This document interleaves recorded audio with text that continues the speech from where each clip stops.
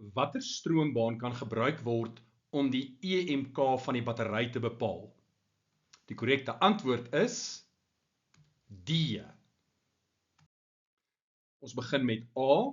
Ohm se wet sê vir ons V is gelyk aan I mal met R. Nou met 'n oop skakelaar, wat is die stroom wat vloei deur daardie gloeilamp? Dit is 0 mal met R. Nou ongeag wat die waarde is van daardie weerstand, 0 mal met R is 0. Die lesing op daardie voltmeter gaan dus 0 wees en dit is nie die EMK van die battery nie. En hierdie simulasie bevestig dit. Die skakelaar is oop, daar's geen stroom wat deur daardie onderste tak vloei nie en jy kan sien die lesing op die voltmeter is 0 en dit is nie die EMK van die battery nie. Die EMK sal 9 volt wees. Nou 'n belangrike kantaantekening. Jy het nog nie met interne weerstand te doen gekry in graad 10 nie. Dit duik eers op in graad 11 en dan weer in graad 12. Nou met jou graad 10 kennis is daar wel twee definisies wat jy moet ken. Die definisie van EMK en die definisie van terminaalpotensiaalverskil. En tegnies terminaalpotensiaalverskil verwys indirek na interne weerstand. So wat is die verskil op graad 10 vlak tussen EMK en terminaalpotensiaalverskil? As jy die EMK wil meet, moet daar geen stroom in die stroombaan vloei nie.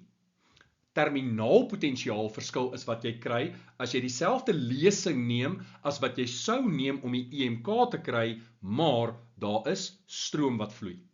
So as ons kyk na B, dan sien ons daar gaan wel stroom vloei in hierdie stroombaan. Nou V totaal. Kom ons sê dit is 9 volt.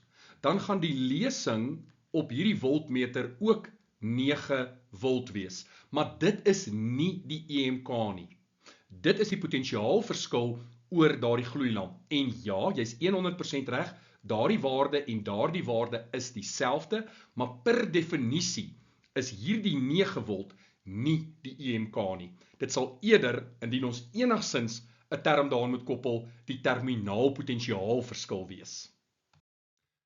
Nou ek weet jy doen eers interne weerstand in graad 11 en in graad 12, maar ek wil dit nou reeds vir jou wys dat jy verstaan hoekom B nie die korrekte antwoord kan wees nie. So die EMK is daardie waarde van die battery, dis 9 volt. Dis die maksimum arbeid wat deur hierdie battery verrig kan word. En wanneer meet ons die EMK? Jy gaan 'n voltmeter oor hierdie battery skakel en belangrik, geen stroom mag deur die stroombaan vloei nie. Want jou vraag mag dalk wees, hierdie voltmeter meet ook 9 volt, 9 volt en 9 volt. Is die 9 volt dan nie die EMK nie? En die antwoord is nee, want daar is stroom wat vloei. Mens sien nie die verskil regtig raak op graad 10 vlak nie, maar sodra mens interne weerstand byvoeg, gaan jy sien dat die terminaalpotensiaalverskil altyd laer gaan wees as die EMK. Nou wat ek nou gaan doen is, daar's 9 volt, hier is 9 volt, ek gaan die battery se interne weerstand opskuif na 1 ohm toe. En let op wat dan gebeur met die lesing op hierdie voltmeter. So ek sit 'n 1 ohm interne weerstand by en kyk wat gebeur. Nou is hierdie voltmeter se lesing 7,5 volt. Met ander woorde, 1,5 volt is weg. Ons noem dit in Engels die missing volts. Dis die verlore volts. Waarheen is dit? Wel, die interne weerstand is verantwoordelik daarvoor. 1,5 volt van die 9 volt is nie beskikbaar vir die stroombaan nie. Dit word intern deur die battery gebruik. En daarom kan ons duidelik sien hoekom B nie korrek is nie, want daardie lesing is nie die 9 volt wat die EMK is nie. Hierdie is 'n interessante ene. Ons sit met 'n oop skakelaar en ons meet die potensiaalverskil oor 'n oop skakelaar. Nou jy kan 'n nota maak. Hierdie is 'n vraag wat menige matriek al 1 punt in 'n eindeksamen gekos het. Nou baie mense sal sê, Ohm se wet sê V is gelyk aan U maal met R. Daar is nie enige stroom wat vloei nie, met ander woorde, daai waarde is 0, maal met R en dit is 0 volt. Met ander woorde, daai lesing moet 0 volt wees. Dit is nie korrek nie. Hierdie is 'n uitsondering en maak 'n knoop in jou oor.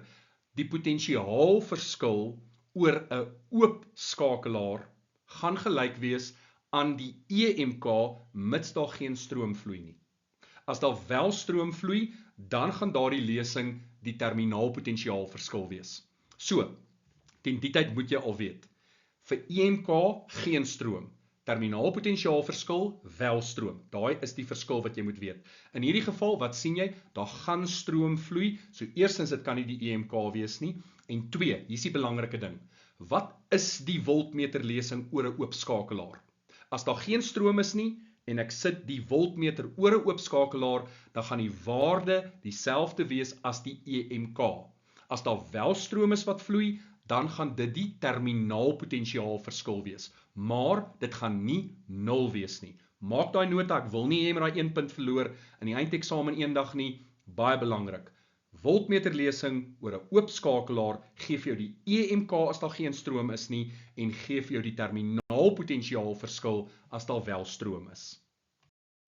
Scenario 1, ons aanvaar daar's geen interne weerstand in die battery nie. En hier kan jy duidelik sien 9 volt op die battery, 9 volt op hierdie voltmeter. Nou, as daar geen interne weerstand is nie, ja, dan is dit tegnies die EMK, maar ons weet dit kan nie die EMK wees nie, want die tweede vereiste is, daar moenie enige stroom vloei nie, en in hierdie geval is daar wel stroom wat vloei. So kom ons kyk wat gebeur nou in die regte lewe, as ons wel interne weerstand bysit, en ons het 'n lesing oor 'n oop skakelaar. Daar kan jy sien, ons sit nou 1 ohm interne weerstand vir die battery by, daar's die 1 ohm by, en wat gebeur? Die voltmeterlesing is nie meer 9 nie, 9 is die EMK, my potentiaalverskil hier is 8,18 volt, en dit sal ooreenstem met die waarde van die terminaalpotentiaalverskil. D is die korrekte antwoord. Hoekom kan ons so sê? Want eerstens, kyk, die skakelaar is oop, daar is geen stroom wat deur die battery vloei nie, en die voltmeter is in parallel oor die battery gekoppel. So die EMK word in hierdie geval gemeet. En of daar nou interne weerstand is of nie, hierdie is die opstelling om die EMK van 'n battery te bepaal. En daar het jy dit. Oop skakelaar, geen stroom vloei deur die battery nie, die voltmeter is in parallel geskakel oor die battery, die EMK is 9 volt en hierdie lesing is 9 volt. Ek kan interne weerstand byvoeg, daardie waarde gaan 9 volt bly, want daai verlore volts is eers van toepassing sodra daar stroom deur die stroombaan vloei. Die stroombaan wat dus gebruik kan word om die EMK te meet, is stroombaan D.